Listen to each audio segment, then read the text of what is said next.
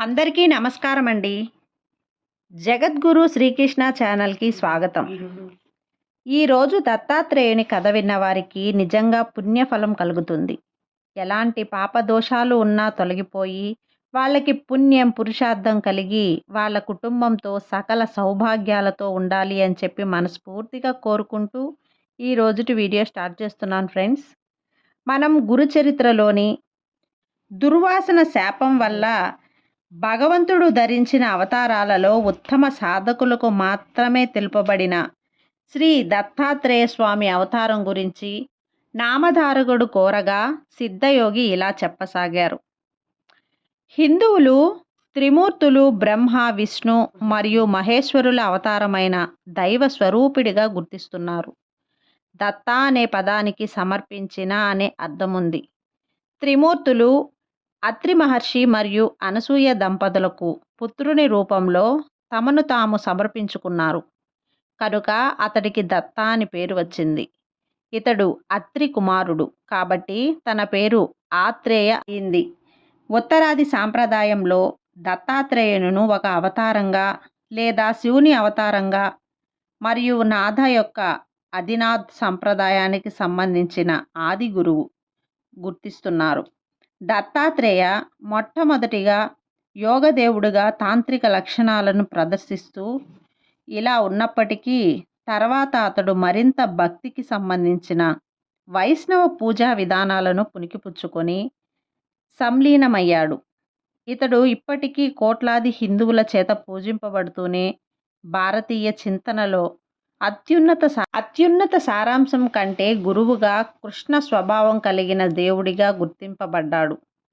దత్తాత్రేయుడు త్రిపుర రహస్య గ్రంథకర్తగా పేరు పొందాడు. అద్వైత వేదాంతాన్ని విశదీకరించిన ఈ గ్రంథాన్ని పరశురాముడికి అంకితం చేశాడు. మసక చీకటిలో త్రాడును చూసి పాముని భ్రమించి భయపడతాము, కానీ తర్వాత దీపం సహాయంతో అది తాడని తెలియగానే ఆ భ్రాంతి, భయము తొలగుతాయి. అలానే వాస్తవానికి బ్రహ్మ మనవుడు, పరమాత్మ ఒక్కడే ఉన్నాడు. అజ్ఞానం వలన మనకు ఆయన స్థానే జగత్తు గోచరించి భయము, ఆశ, దుఃఖము కలుగుతాయి. ఆత్మజ్ఞానం అనే వెలుగు సహాయంతో పరమాత్మను తెలుసుకున్న క్షణంలోనే దుఃఖరహితము, ఆనందమయము అయిన బ్రహ్మయే సత్యమని అనుభవమవుతుంది. అప్పుడు భయానికి, దుఃఖానికి కారణమైన జగత్తన్నదే భ్రాంతి తొలగుతుంది. అంటే ఈ జగత్తు మిథ్యయని తేలిపోతుంది.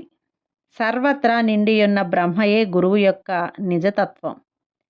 సచిదానంద స్వరూపుడైన శ్రీ గురుదేవునికి హృదయపూర్వక నమస్కారము. ఆ పరబ్రహ్మయే సత్యమైనది.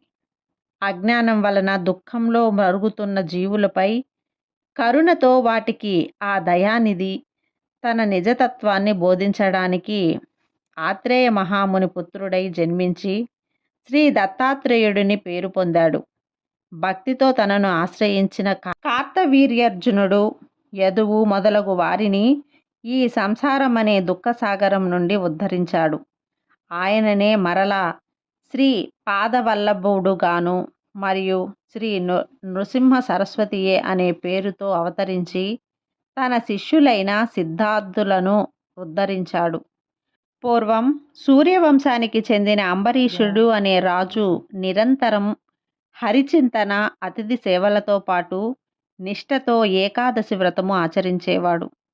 ఒకరోజు ద్వాదశి తిథి ఒక్క గడియ మాత్రమే ఉండగా దుర్వాస మహర్షి శిష్య ప్రశ్యులతో కలిసి అతని వద్దకొచ్చాడు. అంబరీషుడు ఆయన్ని పూజించి త్వరగా అనుష్ఠానం పూర్తి చేసుకుని భోజనానికి రమ్మని ప్రార్థించాడు. అప్పుడు ఆ మహర్షి స్నానానికి నదికి వెళ్ళి పారాయణ సమయం మీరిపోతున్నా గానీ రాకుండా ఆలస్యం చేయసాగారు. తిథి మించిపోతే అంబరీషునికి వ్రతభంగమవుతుంది. అలాగని అతడు భోజనం చేస్తే అతిథిని అలక్ష్యం చేసినట్లవుతుంది. అందుకని అతడు ఆ రెండింటినీ పరీక్షించుకోదలచి కోదత్త తీర్థం మాత్రం తాగాడు. ఇంతలో దుర్వాసురుడొచ్చి కోపించి, రాజా, నీవు నానా యోగులలో జన్మింతుడువు కాక అని శపించాడు. అంబరీషుడు భయపడి శ్రీహరిని శరణు వేడాడు. అప్పుడు ఆయన సాక్షాత్కరించి దుర్వాసురునితో, మహర్షి, నా భక్తుడు నీ శాపాన్ని భరించలేడు. అతనిని రక్షించడం నా ధర్మం. అయినా మహర్షులైన మీ శాపం వ్యర్థం కాకూడదు కనుక ఆ శాపాన్ని నాకు వర్తింపజేయి అన్నాడు. అలాగైన శ్రీహరి తిరిగి తిరిగి అవతరిస్తూ లోకాపకారం చేయగలగడని తలచి సంతోషించి దుర్వాసురుడును సరే అన్నాడు. స్వామి, అంతా మీ అభీష్టం ప్రకారమే కానీ అన్నాడు. ఈ విధంగా శ్రీహరి అవతారాలలో ఒకటి దత్తాత్రేయుడు. దత్తాత్రేయుని జననం. దేవహుతి మరియు కర్తముని కుమార్తె అనసూయాదేవి అత్రి మహర్షికి భార్య అయి మహాపతివ్రతగా ప్రసిద్ధికెక్కింది. ఒకసారి త్రిలోక సంచారి అయి ఒకసారి నారద మహర్షి బ్రహ్మ, విష్ణు, మహేశ్వరుల నివాసాలకు వెళ్ళి అక్కడ అనసూయాదేవి ప్రాతివత్యాన్ని గురించి ఎంతగానో ప్రశంసించాడు. అప్పుడు త్రిమూర్తుల భార్యలు అనసూయ చెంది ఆమె పాతివ్రత్య మహిమను తగ్గించమని తమ భర్తకు నిర్బంధించారు. అప్పుడు త్రిమూర్తులు అతిథి వేషాలలో అతి మహాముని ఆశ్రమానికి చేరుకున్నారు. అనసూయాదేవి వారికి యోధరేగి స్వాగతం చెప్పి ఆర్ఘ్య పారాదుల సమర్పించి, మీకు నేనేమి చేయాలో సెలవీయండి. అత్రి మహర్షి తపస్సు కోసం అరణ్యంలోకి వెళ్ళాడు. అప్పుడు ఆ అతిథులు, అమ్మా, మాకెంతో ఆకలిగా ఉంది. నీ భర్త ఎప్పుడు వస్తారో మాకు తెలియదు, చెప్పలేం కదా, మాకు వెంటనే భోజనం పెట్టు అన్నారు. ఆమె లోపలకు వెళ్ళి విస్తర్లు వేసి, అయ్యలారా, భోజనానికి దయచేయండి అని ప్రార్థించింది. అప్పుడు వారు, సాధ్వి, మాదొక షరతు ఉన్నది. నీవు కట్టుకున్న గుడ్డలు విడిచి నగ్నంగా వడ్డిస్తేనే మేం భోజనం చేస్తాం, లేకుంటే ఇలా ఆకలితోనే వెళ్ళిపోతామన్నారు. వారు ఆకలితో వెళ్ళిపోతే ఆమె అత్రి మహర్షి ఆదేశాన్ని మీరినట్లవుతుంది. అంతేగాక ఆకలితో తిరిగిపోయిన అతిథి గృహస్థుల పుణ్యాన్ని, తపస్సును తీసుకోపోతాడని శాస్త్రం. కానీ పరపురుషుల ఎదుటకు నగ్నంగా వస్తే ప్రాతివ్రత్య భంగమవుతుంది. పరస్పర విరుద్ధమైన ధర్మాల మధ్య తనను చిక్కించుకోజూసిన అతిథులు సామాన్యులు కారని ఆమె వెంటనే గ్రహించింది. వారి విచిత్రమైన షరతుకు ఆమె తనలో తానే నవ్వుకుంది. అయ్యలారా, అలానే చేస్తాను, భోజనానికి లేవండి అని చెప్పి ఆశ్రమం లోపలకు వెళ్ళి అతి మహర్షి పాదుకులతో, స్వామి, నేను మీ ఆజ్ఞ మేరకు వారు నా బిడ్డలన్న భావంతో భోజనం వడ్డిస్తాను అని చెప్పుకున్నది. ఆమె యొక్క పాతివ్రత్య మహిమ మహిత్వమైన సంకల్పం వలన ఆమె భోజనం వడ్డించడానికి వెళ్ళేసరికి ఆ ముగ్గురు పసిపిల్లలయ్యారు. ఆమె భావాన్ని అనుసరించి ఆమెకు బాలింతరాలకు వలె స్తన్యం వచ్చింది. ఆమె వెంటనే వస్త్రాలు ధరించి ఆ బిడ్డలకు పాలిచ్చింది. ఆ మహాపతివ్రత తన దివ్య దృష్టి వలన వారు త్రిమూర్తులు అని తెలుసుకొని ఊయలలో పెట్టి ఆ జరిగిన కథనే జోలగా పాడుచున్నది. ఇంతలో అత్రి మహర్షి వచ్చి ఆమె నుండి సర్వము తెలుసుకొని ఊయలలోని త్రిమూర్తులను దర్శరించి ఆ రూపాలలో ప్రకటమైన పరమాత్మను ఇలా స్తుతించాడు. ఓ మహావిష్ణు, ఈ సృష్టి స్థితి లయకారుడవు, జగత్సాక్షివి, విశ్వమయుడవు, విశ్వధరుడవు. ఓ పరమేశ్వర, నీవు సహజంగా ఒక్కడివే, అయినా నీ లీల చేత త్రిమూర్తులుగా మారి క్రీడిస్తున్నావు. వాస్తవానికి ఈ జగత్తు నీకంటే వేరుగాకపోయినా మసక చీకటిలోని త్రాడు దానికి భిన్నమై పాముగా గోచరించినట్లు నేను, నాది అనే మాయతో కూడిన భావన వలన నీకంటే వేరైనట్లు జీవులకు గోచరిస్తున్నది.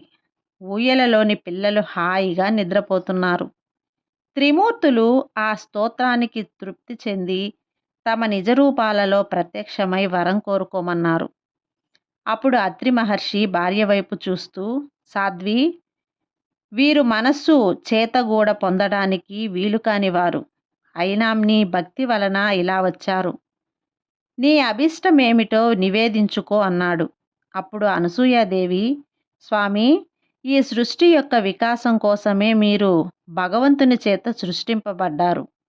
కనుక ఈ 3 మూర్తులుగా ప్రత్యక్షమై వీరిని పుత్రులుగా పొంది మీరు అవతార కార్యాన్ని నెరవేర్చుకోవటమే నా అభీష్టము అన్నది.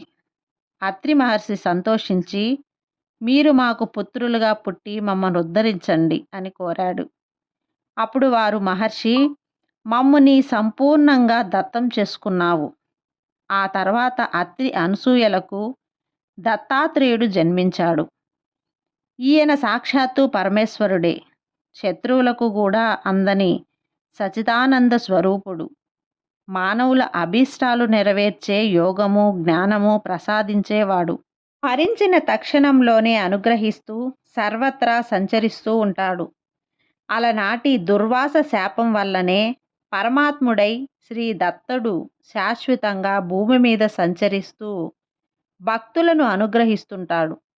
అసలు ఆయన అవతరించిందే అందుకు. సర్వజనోద్ధరణమే దత్తావతార కార్యం.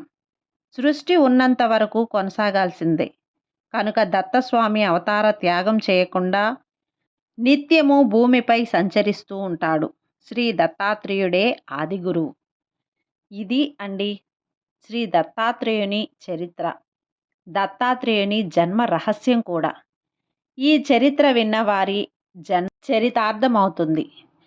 ఈ కథ విన్నవారికి నచ్చితే లైక్ చేయండి, అలాగే సబ్స్క్రైబ్ చేయండి, మరికొంతమంది భక్తులకు షేర్ చేయండి. సర్వే జన సుఖినో భవంతు. జై సాయిరామ్.